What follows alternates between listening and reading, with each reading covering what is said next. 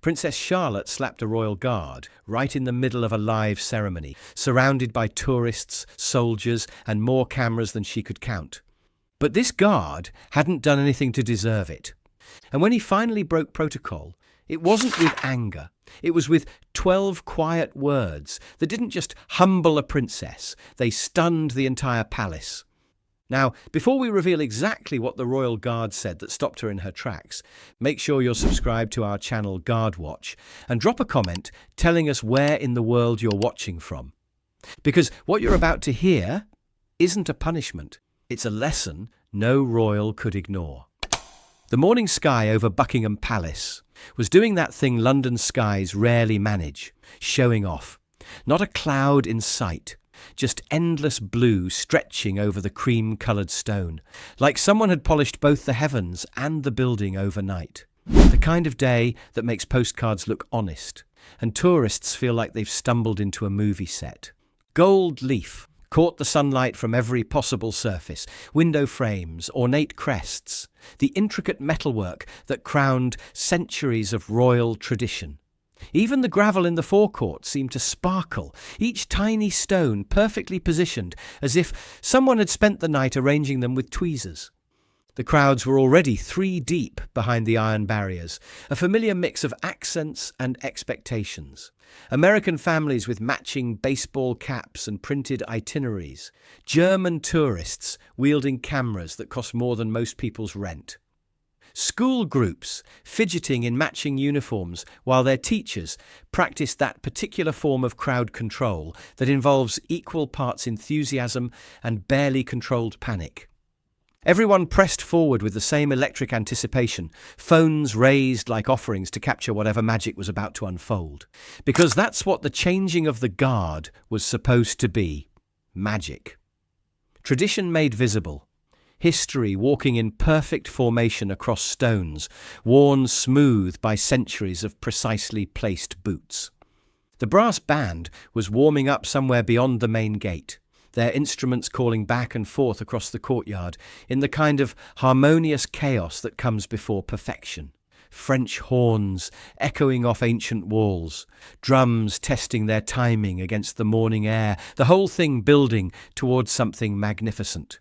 But tucked away from the pressing crowds, separated by a length of polished rope, and the quiet presence of 2 men in dark suits, whose eyes never stopped moving, stood a much smaller audience. The kind most tourists never even noticed, positioned where no tour guide pointed and no unauthorized camera dared to linger.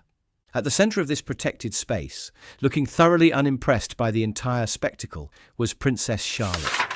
She wore a pale yellow dress that probably cost more than most people earned in a month, the kind of garment that whispered rather than shouted its expense. The silk sash around her waist caught the breeze with each small movement. Her dark hair had been tortured into perfect curls that morning, then pinned with clips that sparkled when she turned her head. Every detail of her appearance had been calculated for the cameras that weren't supposed to be watching her too closely. At 10 years old, she already carried herself with that particular combination of natural poise and barely contained restlessness that marked her as unmistakably royal.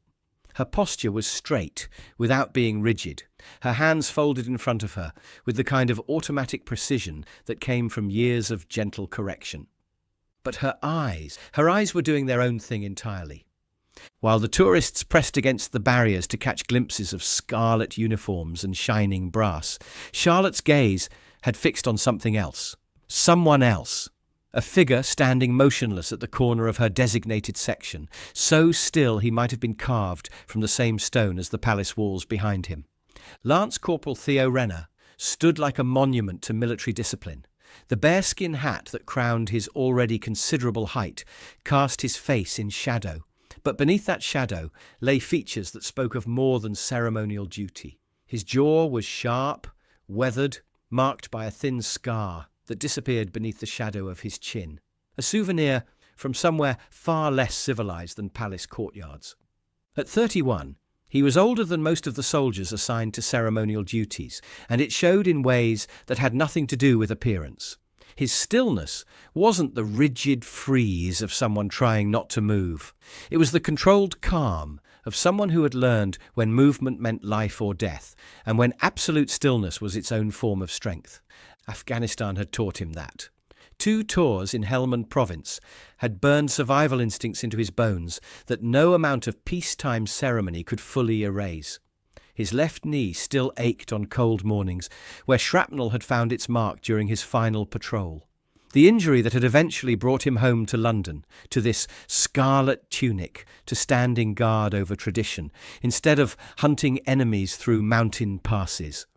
His rifle was held at the precise angle, dictated by centuries of protocol, but his hands knew the weapon's weight, with an intimacy that went far beyond ceremony. His boots were planted exactly where regulation demanded, but his peripheral vision worked constantly, cataloguing faces and movement patterns with the unconscious efficiency of someone who had learned that complacency was measured in coffins. The assignment puzzled him slightly.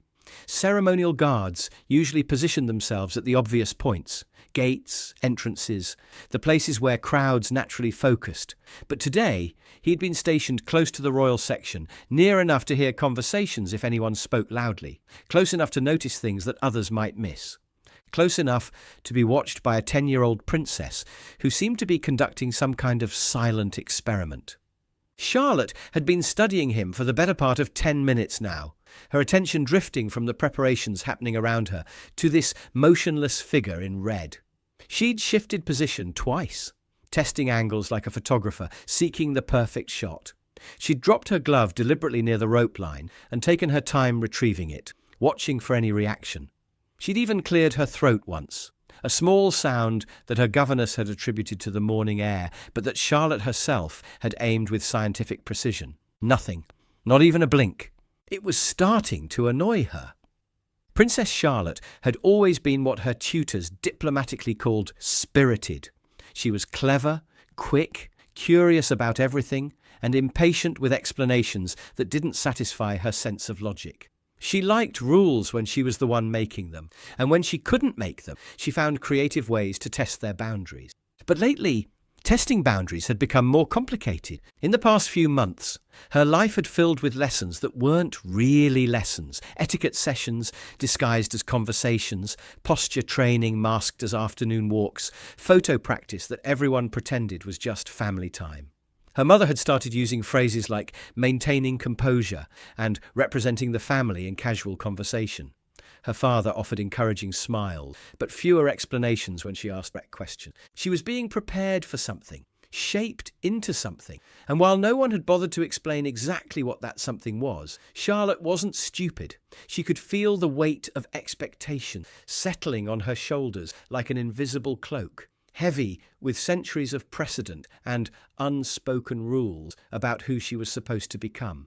The problem was, she wasn't entirely sure she wanted to become that person. And right now, staring at this infuriatingly motionless guard, she felt that familiar urge to push back against expectations, to prove that she was still her own person, still capable of getting reactions from the world around her. The man in red seemed immune to her presence, not dismissive. That would have implied he was actively ignoring her. This was something else. He existed in his own space, governed by his own rules, completely untouched by her royal gravity. It was intolerable. She stepped closer to the rope line, close enough that her movement should have registered in his peripheral vision. Still nothing. She adjusted her sash with exaggerated motions, the silk rustling audibly in the morning air. The guard might as well have been a photograph. Behind her, her governess was discussing something with one of the security officers, their voices low and professional. Around her, the ceremony continued its careful preparation, officials checking details and aides monitoring cameras with the practiced efficiency of people who managed royal appearances for a living. No one was paying attention to Charlotte's growing fascination with the unresponsive guard, which made what she was about to do even more appealing. She looked around once more, confirming that the adults were distracted by their clipboards and schedules. Then she focused all her attention on the motionless figure in scarlet and spoke, her voice pitched just loud enough to carry the few feet between them. "I know you can hear me." The words seemed to hang in the air like a challenge. The guard's posture didn't shift by so much as a millimetre. His gaze remained fixed ahead, looking through rather than at the world around him. Charlotte felt her jaw tighten. She tried again, her voice carrying a note of authority that she'd heard her parents use when they expected immediate compliance. "You're supposed to acknowledge me when I speak to you." Still nothing. Not even the slightest adjustment in his breathing pattern. It was as if she hadn't spoken at all. The frustration building in Charlotte's chest wasn't entirely rational, and she knew it. But knowing that didn't make it any less real. She was used to being seen, heard, responded to. Even when adults were careful with their words around her, even when conversations stopped abruptly as she entered rooms, she was always acknowledged, always registered as someone who mattered. This guard was treating her like she was invisible, like she was nothing. And that, more than any deliberate insult, lit something angry and defiant in her 10-year-old heart. The ceremony was beginning in earnest now. The brass band had found its rhythm, sending triumphant notes cascading across the forecourt. Boots struck stone in perfect unison somewhere beyond the main gate, the sound sharp and purposeful, building toward the moment when precision and pageantry would merge into something magnificent. Charlotte barely heard any of it. Her world had narrowed to this silent battle of wills, with a man who refused to acknowledge that a battle was even taking place. She stepped forward again, crossing the rope line without conscious thought. The movement was small, hardly dramatic, but it changed everything. Now she was in his space.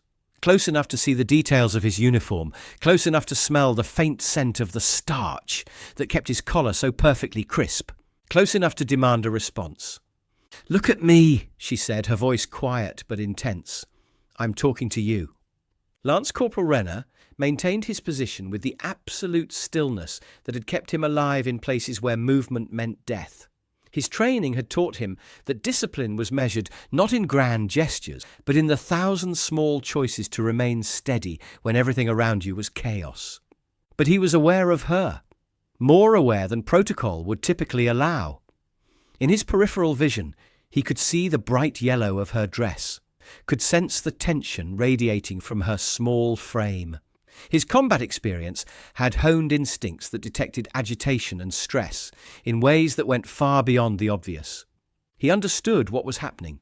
A child testing boundaries, pushing against authority, seeking some kind of reaction that would confirm her importance in the world. It was natural behavior, predictable in its way. But acknowledging her would mean breaking the discipline that defined not just his role, but his identity. The scarlet uniform he wore represented an unbroken chain of service stretching back centuries. Men who had stood motionless while empires rose and fell around them. Soldiers who had maintained their posts through everything from victory parades to enemy bombardments. He would not be the one to break that chain, not for anyone. Charlotte felt her face growing warm as the seconds stretched between them. The guard's continued silence wasn't just ignoring her anymore. It was becoming something else. Something that felt like judgment without explanation, dismissal without acknowledgement. Her hands clenched into fists at her sides. The ceremony continued around them. Tourists clicked cameras, officials checked schedules, and through it all, this infuriating man stood like he was made of stone, like she didn't matter at all. The thought hit her with surprising force, bringing with it a cocktail of emotions she didn't fully understand. Embarrassment mixed with indignation, confusion tangled with hurt, and underneath it all, a growing determination to prove that she was not someone who could be ignored, not by anyone, especially not by someone whose job it was to serve her family. She took another step forward, close enough now that she could see the fine details of his uniform. The way the brass buttons caught the morning light, the perfect creases in his sleeves, the absolute steadiness of his breathing. "Why won't you even look at me?" she asked, her voice rising slightly despite her efforts to maintain control. The question carried more weight than she had intended. It wasn't just about the guard anymore. It was about feeling unseen in a world that constantly watched her, about being shaped into something she wasn't sure she wanted to become, about the growing sense that her real self was somehow not enough, that she needed to be polished and perfected and presented rather than simply accepted. But the guard gave her nothing. No acknowledgement, no explanation, no reaction at all, and in that moment Charlotte's carefully controlled composure finally cracked. Her hand moved without conscious thought, rising in one swift, instinctive motion. She wasn't tall enough to reach his face, couldn't strike the kind of dramatic blow she'd seen in movies. Instead, her palm connected with the center of his scarlet chest, just above the ceremonial belt, the sound of contact sharp and unmistakable in the suddenly quiet air. The slap wasn't violent, couldn't have been, given the physics of a 10-year-old striking an adult man in military conditioning, but it was deliberate, intentional, impossible to ignore. The sound cracked across the forecourt like a whip. Conversations faltered mid-sentence. The brass band stumbled through half a measure before finding their rhythm again. Cameras that had been focused on the ceremony swung toward this unexpected drama playing out in the royal section. Someone gasped. A phone clattered to the pavement. A tourist stammered something in a language that didn't matter because the meaning was universal. A princess had just struck a royal guard in broad daylight, in front of hundreds of witnesses, during one of Britain's most sacred ceremonies. Charlotte stood frozen, her hand still tingling from the contact, her breathing shallow with the shock of what she'd done. The anger that had driven her forward was already fading, replaced by something that felt suspiciously like fear. Not fear of punishment. She'd been scolded before, had weathered disapproval and disappointed looks, but fear of something else. Fear that she had crossed a line she couldn't uncross, done something that would change how people saw her in ways she wasn't prepared for.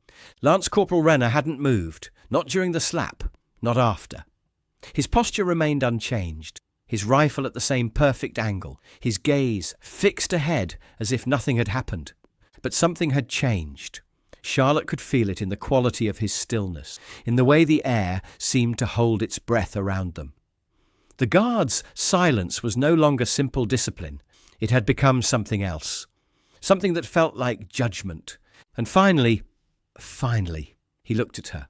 His eyes were grey, she noticed. Not cold exactly, but steady, controlled. They met hers without flinching, without anger, without any of the reactions she might have expected. Just a level, measuring gaze that seemed to see right through her royal titles and expensive dress to something much more fundamental. When he spoke, his voice wasn't loud. It didn't need to be. In the sudden hush that had fallen over the forecourt, every word carried with perfect clarity. "Respect," he said, the word weighted with quiet authority, "is not owed to titles. It's earned through behaviour." The sentence hit Charlotte like a physical blow, not because it was harsh, his tone remained calm, almost conversational, but because it was true, undeniably, uncomfortably true. "The uniform I wear," he continued, his gaze never wavering from hers, "doesn't bend for tantrums, and silence is sometimes stronger than demands."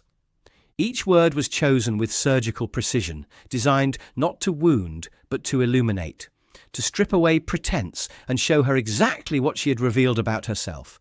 "You may be a princess," he said, his voice carrying the weight of absolute certainty, "but you're not too young to learn the difference between commanding respect and earning it." The words landed in the sudden quiet, like stones dropped in still water, sending ripples of understanding through everyone within earshot.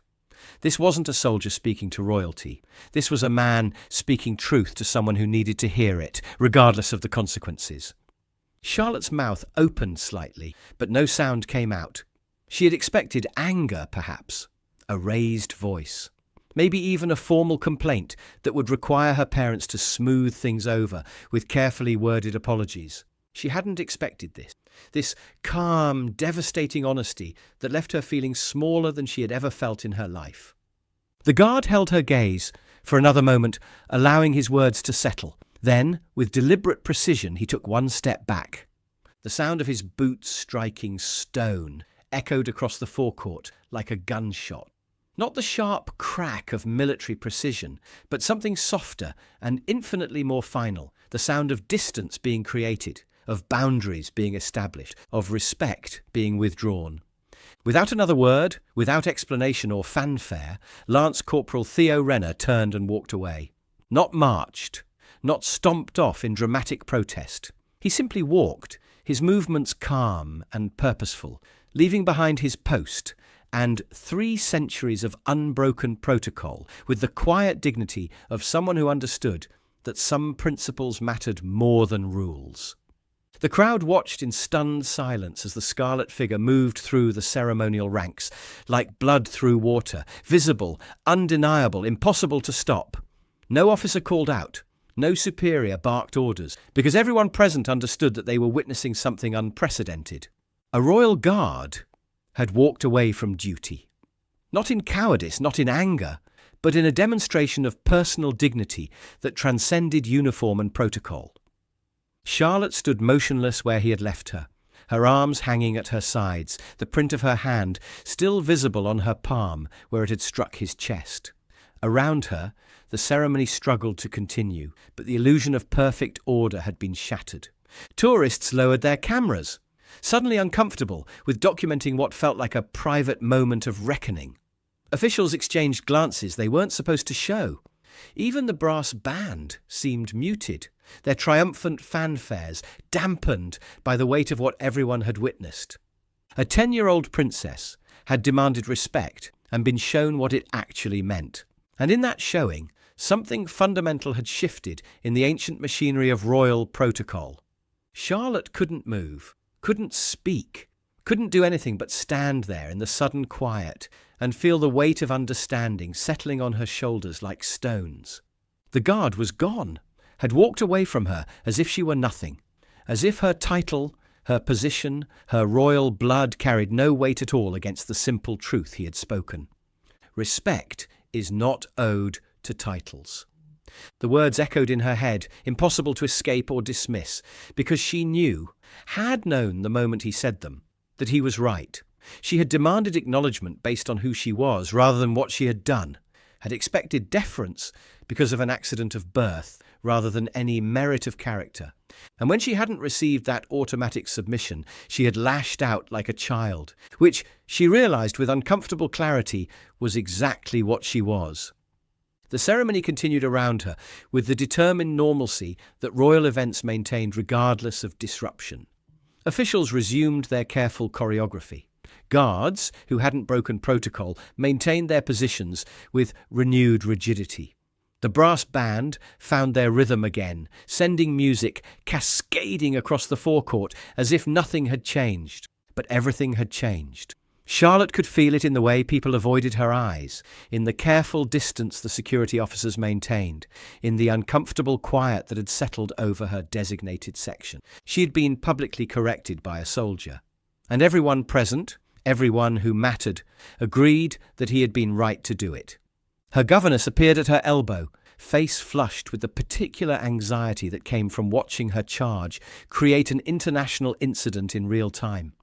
She opened her mouth to say something, probably reassurance, possibly damage control, but Charlotte shook her head once, small and sharp.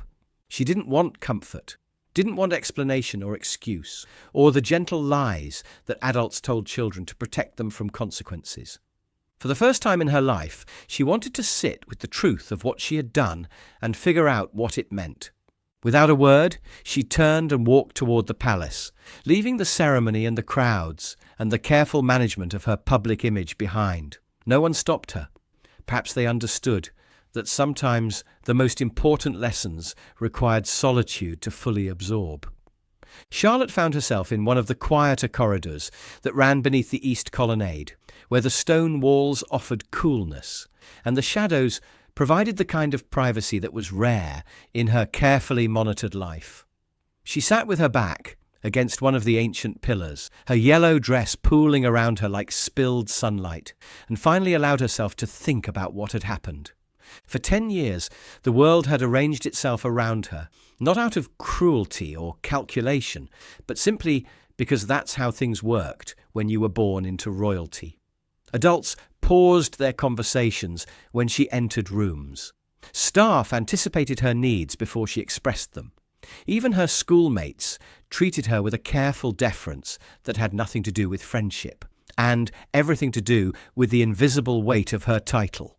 She had grown up believing that respect was automatic, That acknowledgement was her right.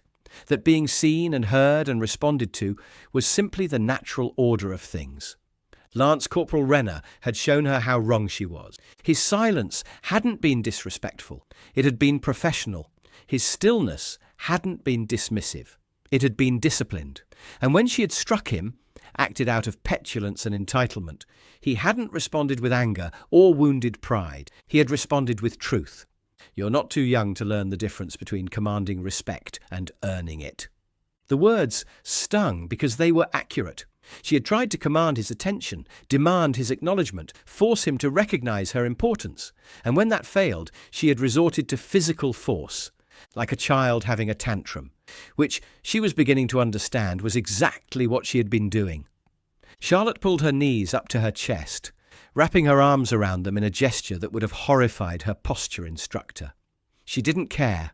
For once, she was more concerned with honesty than appearance. The guard had walked away from his post, from centuries of tradition, from the kind of duty that men had died to uphold, and he had done it because she had behaved in a way that made continuing to serve feel impossible. That responsibility, the weight of being the reason someone abandoned their principles, pressed down on her with surprising force. She had caused that. Her behaviour, her entitlement, her assumption that respect was owed rather than earned. She needed to make it right. The notepad in her small purse was meant for writing thank you notes and the kind of formal correspondence that royal children were expected to master early. The pencil was barely sharp enough to write legibly, but both would have to do. Charlotte found herself writing slowly, carefully, each word chosen with the kind of attention she usually reserved for homework assignments that would be reviewed by tutors. But this wasn't homework. This was something much more important. An apology. Not because someone had told her to write one, not because protocol demanded it, but because she finally understood why one was necessary. When she finished, she read it through once, then folded the paper with the kind of precision she had learned from watching her mother handle correspondence. Then she stood, smoothed her wrinkled dress, and walked back toward the forecourt. She found him near the eastern gate, having taken up a different position, but resumed the same perfect posture that had first caught her attention. Lance Corporal Renner stood like a scarlet statue, rifle angled with mathematical precision, his face once again hidden in the shadow of his bearskin. Charlotte approached slowly, her footsteps quiet on the ancient stones. She stopped directly in front of him, close enough to see the fine details of his uniform, close enough to speak without raising her voice. "Corporal Renner," she said, surprising herself by remembering to use his rank. She had overheard one of the officials mention it during the confusion after he walked away. He looked down at her, those steady grey eyes meeting hers without hostility or warmth, just attention. The kind of focused, respectful attention she realised she should have shown him from the beginning. Charlotte held out the folded note, her hand steady despite the nervousness fluttering in her chest. "I wrote this for you," she said simply. He accepted the paper with the same careful precision he brought to every movement, unfolded it, and read what she had written in her careful schoolgirl script. "I was wrong to demand respect without earning it. You were right to show me the difference. Thank you for being honest, even when it was difficult." Charlotte. Not Princess Charlotte. Not Her Royal Highness. Just Charlotte. Because titles, she was beginning to understand, were less important than the person who carried them. Renner read the note once, then folded it with the same care she had used in writing it. When he looked at her again, something had changed in his expression. Not softness exactly, but recognition. Acknowledgement of effort made and lesson learned. He gave her a single nod. Not the elaborate bow that protocol might have demanded. Not the exaggerated deference she had once expected. Just a small, precise gesture that said, understood, accepted, respected. Charlotte felt something loosen in her chest. Not relief exactly, but something better. The satisfaction of having done the right thing, not because it was required, but because it was necessary. "Thank you," she said quietly, "for teaching me something important." Renner inclined his head slightly, a gesture that managed to be both military and personal. Then he resumed his position, gaze returning to its professional focus, but the tension that had existed between them was gone. Charlotte walked back toward the royal section with steps that felt different somehow, lighter, not because her burden had been lifted, but because she had chosen to carry it properly. The ceremony was winding down, tourists beginning to disperse, officials starting the careful process of returning royal events to royal privacy. But the lesson would remain long after the crowds had gone home and the guards had returned to their barracks. A princess had learned that respect was something to be earned, not demanded. A soldier had demonstrated that integrity sometimes required breaking rules to uphold principles. And everyone who witnessed it had seen that even in the carefully controlled world of royal protocol, truth still mattered more than tradition. Later, much later, when Charlotte was older and the weight of real responsibility had settled on her shoulders, she would remember this day not as an embarrassment but as a gift. The day someone cared enough to tell her the truth, when it would have been easier to tell her what she wanted to hear. The day she learned that the greatest respect comes not from the titles you inherit, but from the character you choose to build. And sometimes the most important lessons come from the people who are brave enough to walk away, when walking away is the only way to preserve what matters most. In the end, Lance Corporal Renner hadn't abandoned his duty. He had fulfilled it in the most profound way possible, by showing a future queen what it truly meant to serve with honour. What do you think? Was the guard right to walk away, even if it meant breaking centuries of protocol? And did Princess Charlotte handle the lesson the way you hoped she would? If this story reminded you that respect is earned, not inherited, make sure you hit that like button and subscribe for more moments when quiet courage changed everything. Share this with someone who needs to remember that sometimes the most powerful response to disrespect is simply to walk away with dignity intact. Your next Royal Guard story is waiting right there on your screen. Click it now, and we'll see you tomorrow with another reminder that character matters more than title.